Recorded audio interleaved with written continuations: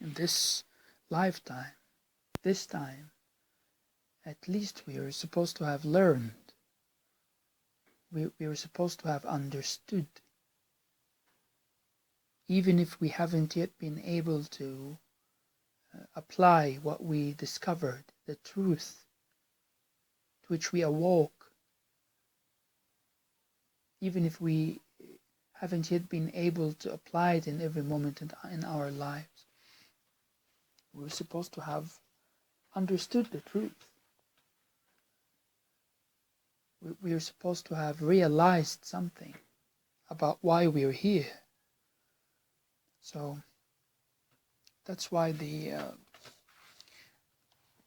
understanding the doctrine, expounding it, interpreting it for others and for ourselves is the most important thing. The minimum, I'd say. Hoping that it's true, that what we've accomplished in this lifetime will not be squandered by death, that it will continue and that it will conduce our consciousness in the following experiences or sojourn of life into a direction that eventually leads to deliverance. Some people don't really believe that. I mean, Buddhist people and even practitioners, that they don't seem to exhibit a serious belief in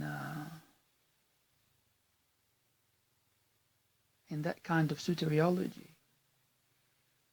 But to me, it's I know it's a complex thing to believe in, but it's not a blind belief. It's not that I want this to be true. It's through the observation of how the consciousness works, how it indeed develops certain habits or drops certain habits and develop new ones.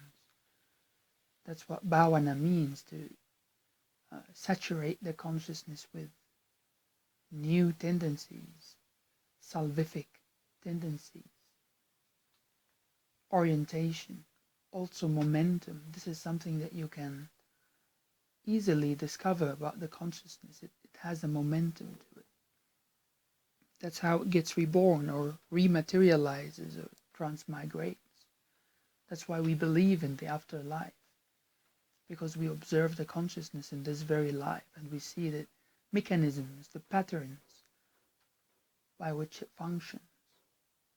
And from this we deduce that if it works like this in this life, and if there is nothing to stop it, even in this life, then why would it stop after death? Obviously, the belief in rebirth is not just based on the manifold stories of people who remember their past lives, which is by itself, of course, a very significant form of evidence, but also, and I would even say primarily, by contemplating and observing and discerning the mechanisms and patterns by which the consciousness functions in this very life. And so no matter what you accomplish experientially by way of deliverance, we have to start at some point, and then we believe that having started, that gives the consciousness a certain orientation and begins to push it in a certain direction and gives it a certain momentum, that it will cumulatively lead somewhere that we could recognize as deliverance, as nibbana. That a similar alternative exists in every other religion. And it is the most important aspect of every other religion. Soteriology, emancipation, that scenario. How do you begin from an oblivious creature and a creature that is animal-like and that suffers pain and dies, you begin from this, and how do you reach eternity or unity with ultimate God or something of that sort? We have our own version of soteriology, and if you don't believe in it, then how are you a Buddhist? What makes you a Buddhist? Now, the reason I emphasize this so much is that belief in this salvific narrative is essential, absolutely necessary in order for the consciousness to find reason, find a stimulus, a stimulation, and a motivation to remember and recollect what it needs to do in this life. If you don't believe in salvation, then it will be very difficult to force yourself to remember something that has no more vitality to it. Salvation and the belief of it is what generates in the consciousness the memory and recollection of the task that it needs to apply itself to in this life. And again, as I mentioned, if we are unable to harness enough motivation and effort and in order to apply ourselves to the Buddhist truth in this very life, then at least we should apply ourselves to understanding the truth, examining it, interpreting it. And unfortunately, we have serious problems even on that level of interpreting the doctrine. There is resistance even to efforts of interpretation, because the manner by which we understand the Buddhist doctrine today is still based on Pali commentaries written mostly by Ceylonese or Sri Lankan commentators from the Middle Ages. And even if we were to go back to the commentaries written by Venerable Buddhaghosa, and those we can easily find to be very problematic and distanced from the time of the Buddha by a very vast gap of time. And so we are separated from the discourses of the Buddha, not just by time, but also by these commentaries themselves.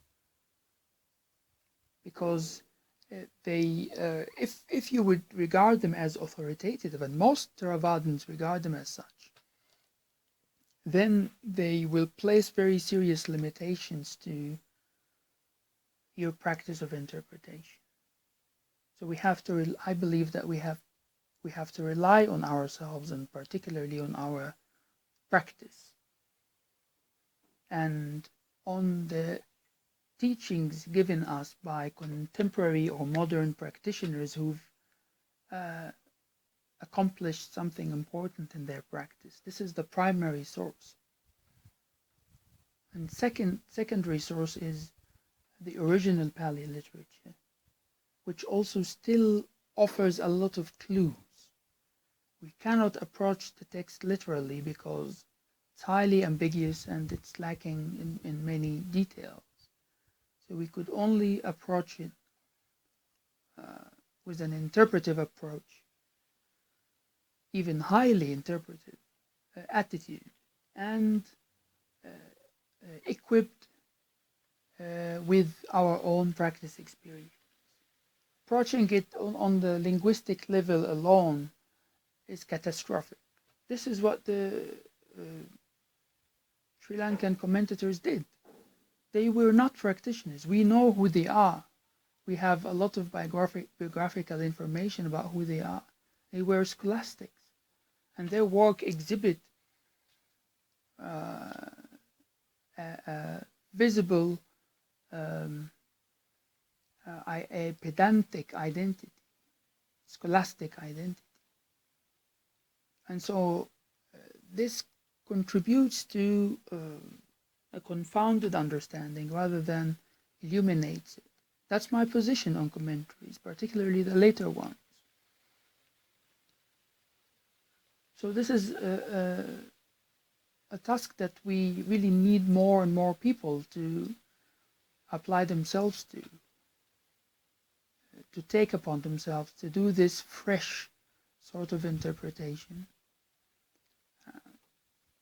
without having to go to extremes or rely on idiosyncratic features of their own practice. We look at what's shared among practitioners, what other practitioners say, but so long they are devoted to practice. That's the primary source, as I mentioned. And then we take this and we go back to the Pali text. Try to find the original parts of it that are still capable of telling us something about the speech of the Buddha and the discourses of the Buddha, the teachings of the Buddha, and then presenting this to our fellow practitioners and having debates about it, discussing it, and so on. We have to do this generation after generation in order for us to finally feel that we've managed to resurrect the original Buddhist teaching. And this would be the minimum for any Buddhist individual to learn about. Because after learning the doctrine, we still have to practice it. We still have to apply it in our everyday life, every moment of life, in order for us to effectively reach Nibbana, become delivered. So this is quite different from other religions where you just lead a good life and you die and you go to eternal heaven or hell. This is, in our case, is a different story. And the factor of rebirth, or sometimes referred to as the transmigration of the consciousness, changes everything. This means that we have a lot of work to do. It means that there is no easy way out. And so we have to start. We have to start somewhere.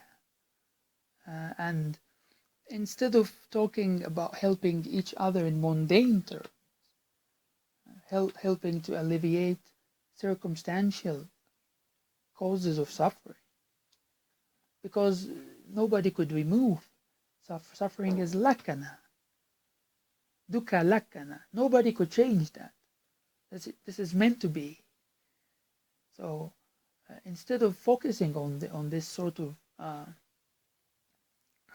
mundane form of virtue or morality, we have to focus on what can we do to make Buddhist doctrine and the Buddhist practice more accessible, and to promote it more, to highlight the need for its interpretation and for devotion to practice. And practice is, of course, of a renunciate nature, so we need to revive these ancient things in order for any individual consciousness to find its salvation.